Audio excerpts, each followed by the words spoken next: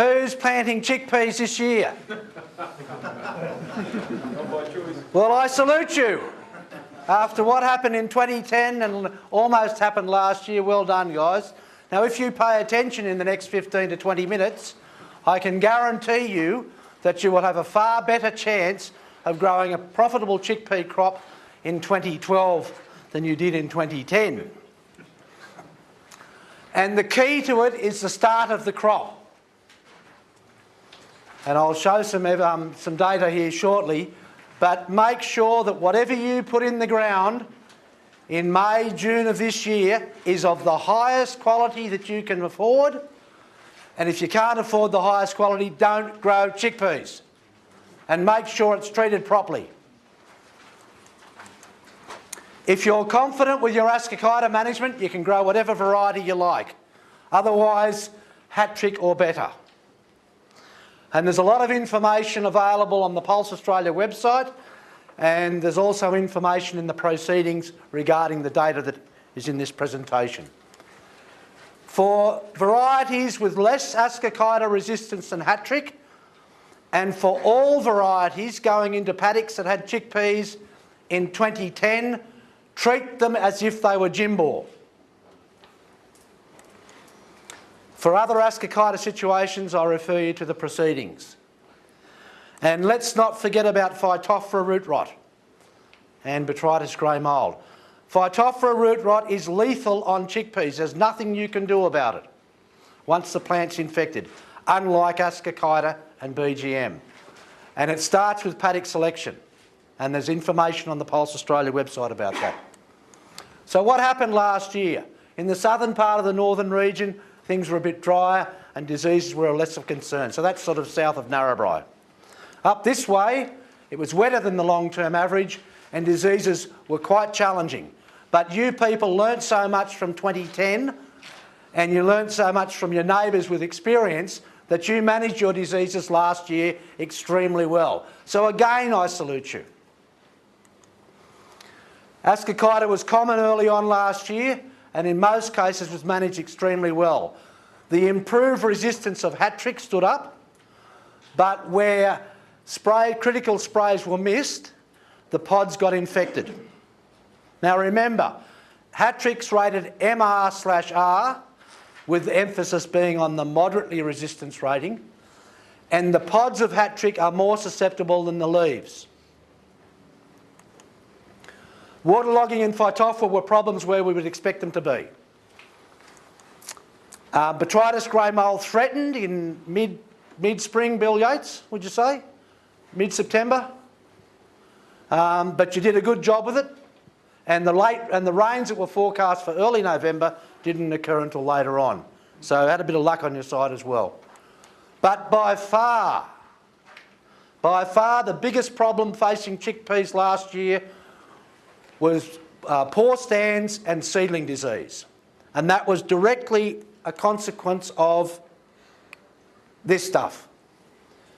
So a lot of grower retained seed from the 2010 harvest that you people kept on your farms, treated on your farms and planted in 2011 ended up with poor establishment, patchy stands and seedling disease.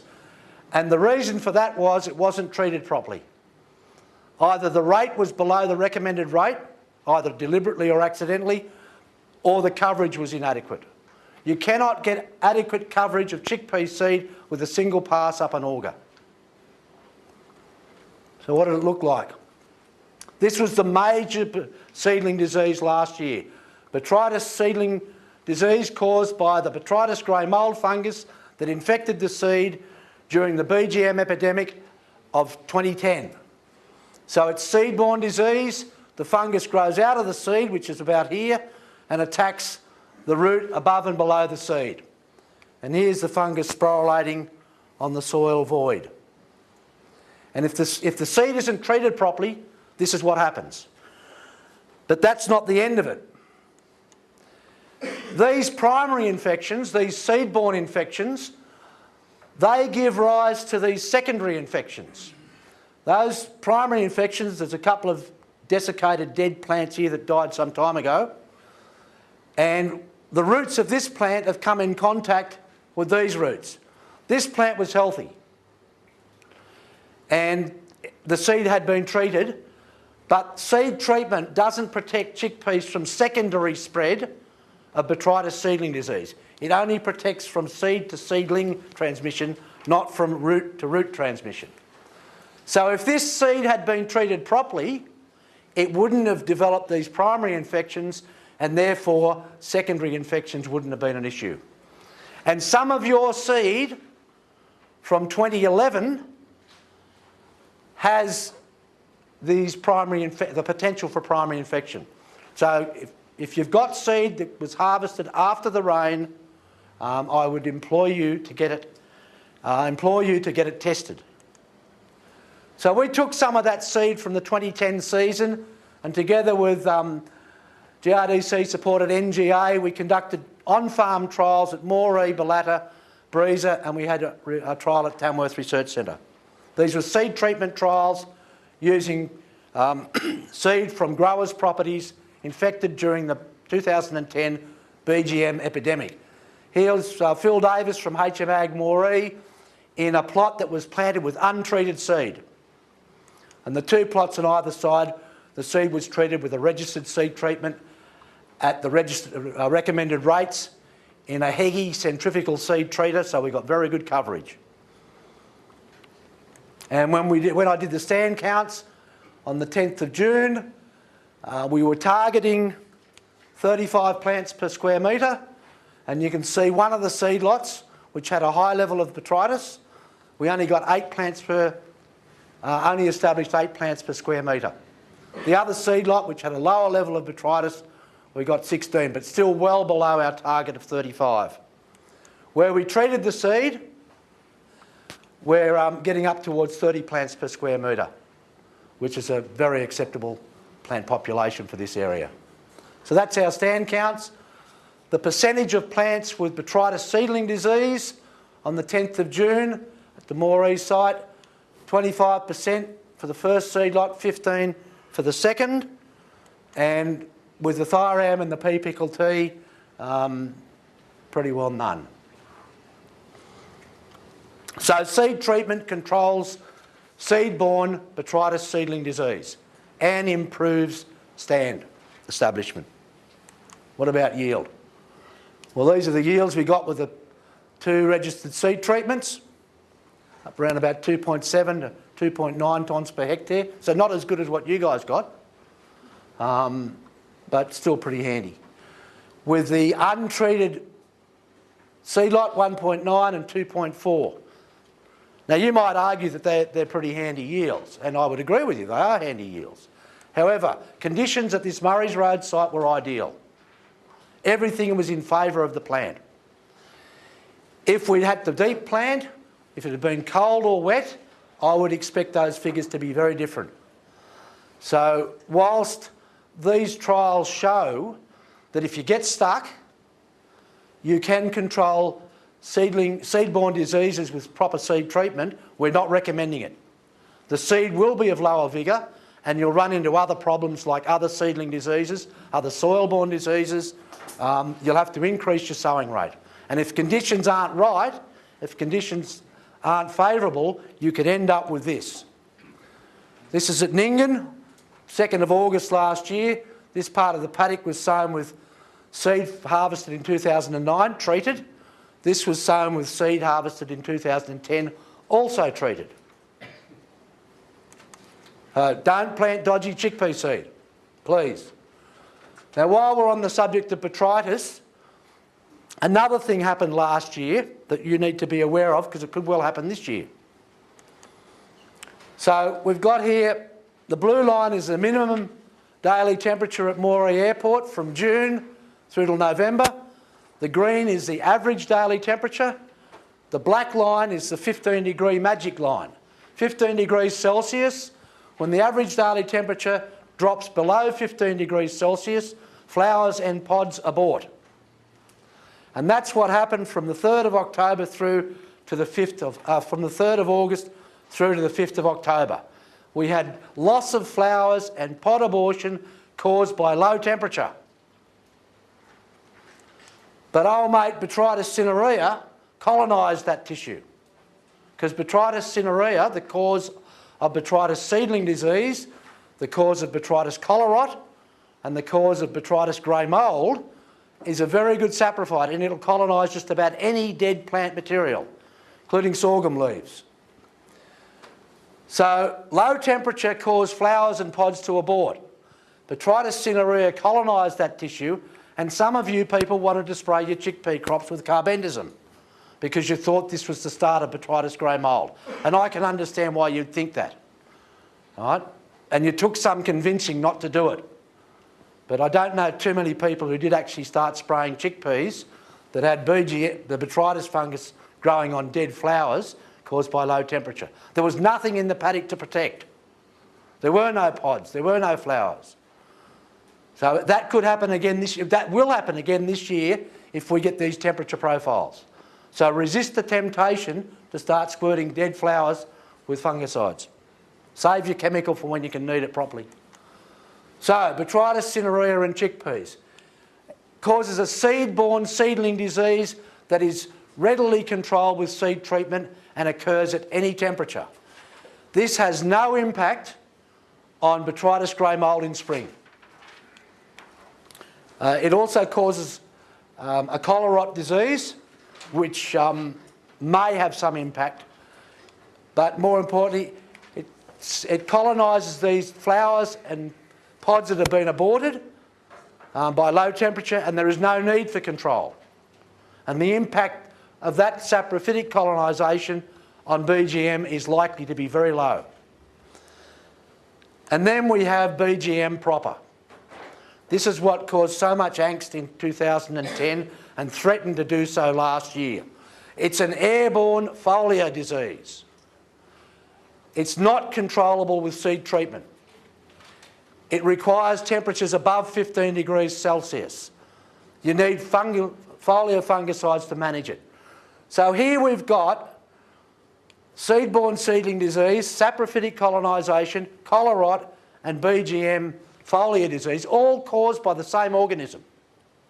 Pretty bloody confusing, and all requiring different management. So make sure, we will know in winter, by the end of winter, whether we're coming up to a BGM risk period, and we'll be in contact with everyone. So the take-home message from the Botrytis and chickpea story is that if conditions favour BGM, so that's big crops, difficult to walk through, high humidity, then BGM will occur no matter what else has happened. Conversely, if conditions don't favour BGM, it will not occur irrespective of what has happened. Okay? Right, moving on. So what's your seed look like? We've only received 16 seed lots from the 2011 harvest. And when we put them in paper towels in the lab, 21 degrees Celsius in the lab at Tamworth, we see that of the 16 seed lots, all but one of them has more than 70% germination, which is pretty good. However, when we put those same seed lots in the glasshouse and put them 2.5 centimetres down in potting mix, you can see that there's 7 of them that don't, well, that one does, just makes the Pulse Australia minimum emergence vigour of 70%. Now, all these ones were harvested after the rain, and those ones, I think those ones might have been after the rain as well. These ones were before the rain. So as in the 2010 harvested seed tests that we did, seed harvested in 2011, germination is not necessarily an accurate predictor of emergence. So if you've got seed, particularly if it was harvested after the rain, and you're thinking about using it for planting this year, put it in the paddock and bury it at least 3 or 4 inches.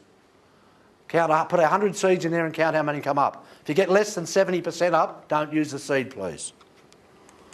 Right, I'd now like to finish up with our variety management package trial at Tamworth last year, where we tried to tailor the Ascochyta fungicide strategy to match each variety's Ascochyta reaction.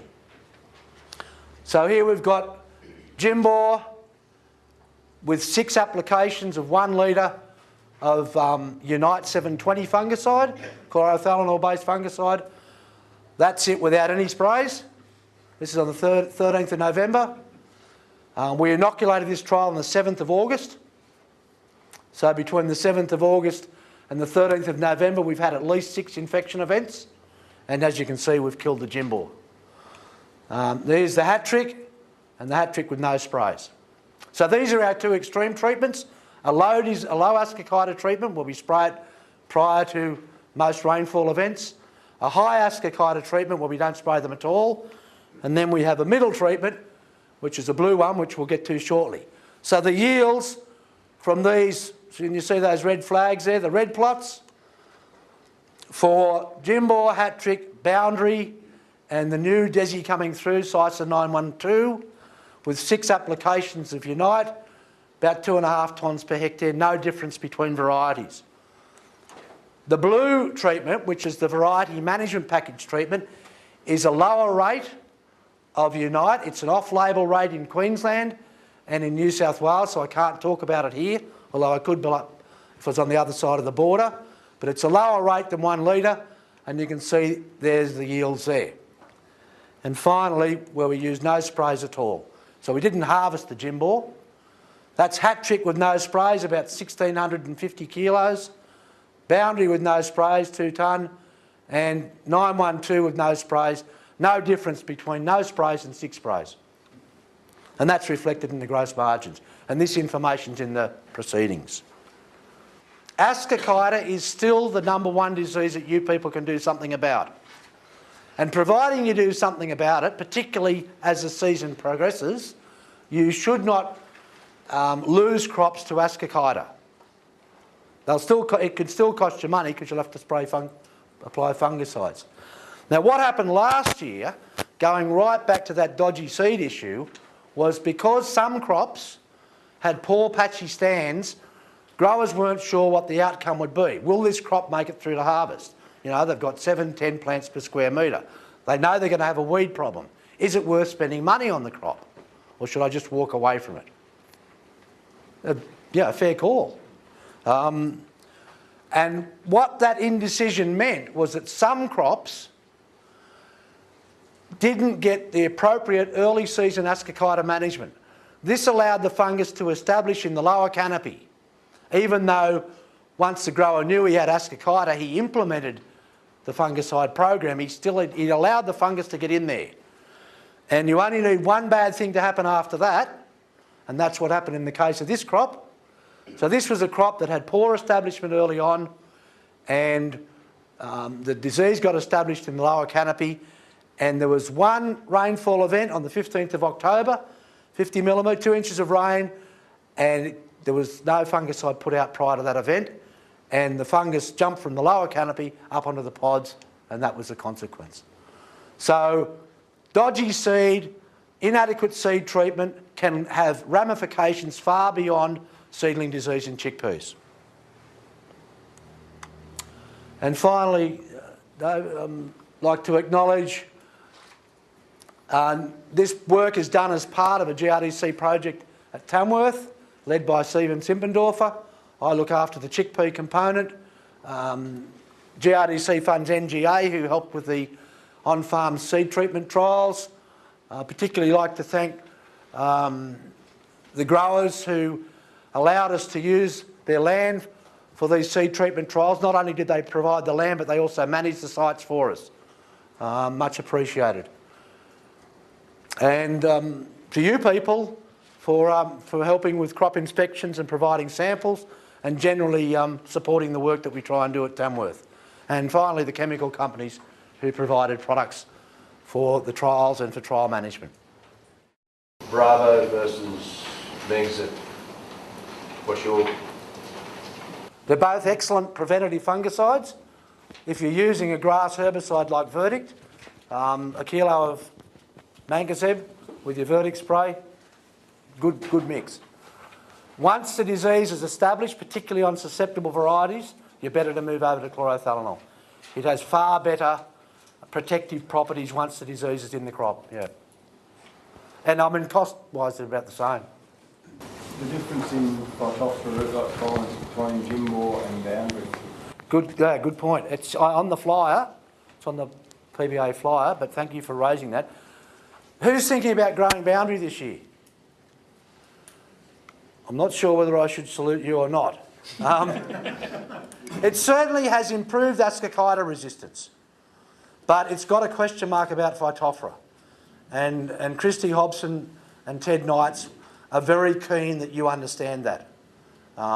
Do not plant PBA boundary in a paddock that's had Phytophthora root rot in chickpeas before, or a paddock that's poorly drained, because we saw at Trangie Research Station this year at the field day that PBA boundary had more Phytophthora root rot than any other variety in the trial. Kevin, So yeah, thank you. Or loosened in the paddock for the last... Or a history of loosen, thanks John, yeah. I mean, the best predictor of your Phytophthora root rot risk in chickpeas is previous Phytophthora root rot in chickpeas. But as John said, the organism that causes Phytophthora root rot in chickpeas also attacks lucerne, medics and a few other leguminous plants. Kevin, botrytis BGM control, foliar fungicides, what would you suggest? Carbendazim? Yeah. It's the South Australians and the Victorians who have a lot more experience with botrytis diseases in pulses. They say if conditions favour BGM in chickpeas, then carbendazim's your best product.